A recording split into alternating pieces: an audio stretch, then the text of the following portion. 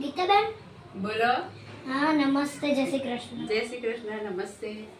તમે શું કરો છો? મજામાં? તબિયત પાણી સારા? એકદમ સરસ.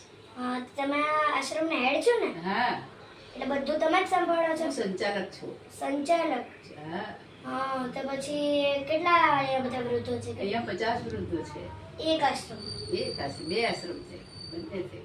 બંનેને તમે છો? હા, સારું કહેવાય ને.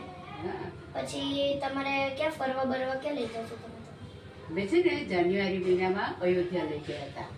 અત્યારે ફેબ્રુઆરી મહિનામાં અમે ગંગાસાગર, ચંપારણ્ય અને જગન્નાથપુરી લઈ જઈએ છીએ. તમે લઈ જજો. શેમાં?